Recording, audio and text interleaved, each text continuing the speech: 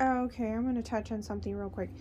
Okay, this has been a reoccurring theme in the collective with different men. Um, they're typically, I don't know. Some cases they're younger than me, some cases they're around my age, some cases they're older, right? It all depends, right? Yeah, for some reason, guys and or men have enjoyed and salivated and taking pride in picking on me and bullying me. Either they want to project that I'm stupid, they've wanted to project and or indeed have really, that I don't know what the fuck I'm doing when it comes to diet and nourishment. The other thing is too, just because I don't go to the gym and bodybuild basically like them, they just look at me as like either pathetic, weak, or like all these things. You know what's hilarious in the end of the day? They're only exposing themselves. Yeah, they're basically exposing themselves actually as what they're projecting. So they're basically just very pathetic, insecure men, is correct. So they seem to think it their way. It's like their mentality is their way or the highway, or they know everything and you don't. They're right, you're wrong, kind of thing. But I would think they would have picked up on even by now at this point that not embracing the feminine is actually to their detriment, or not wanting to validate or even acknowledge someone's intelligence will be to their detriment, or whatever they offer or bring to the table. And the fact that it takes a good masculine or the right masculine to make a good feminine too. So, you start out with something to work with. So a quote unquote palette. And nobody's perfect. Therein lies the beauty. So you always have something to learn from one another. I don't know. I figured all that was like common sense though. I didn't have to explain it.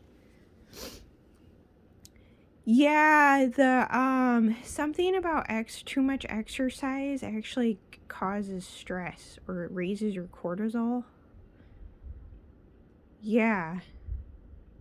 And I barely did much research. I'll do like Google searches or read books or watch videos, like stuff briefly, really. Yeah, I've heard actually, and I think too, working out for a woman versus a man, I would think it would differ no matter what anyway, kind of thing, in a sense.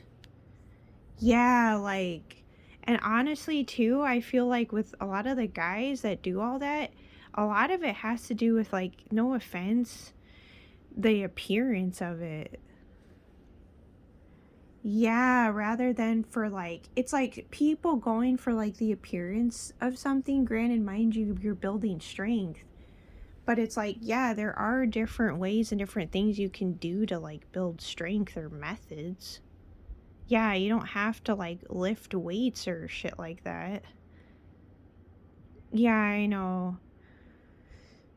I mean, there's people, I've seen people where there's a lady online. I mean, the only thing that she does is pretty much yoga and like contortion, like contortionists and shit.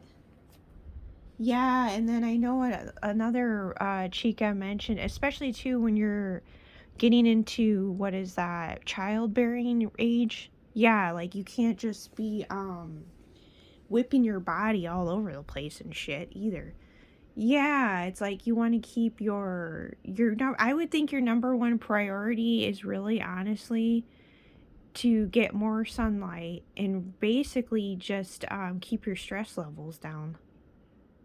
Yeah,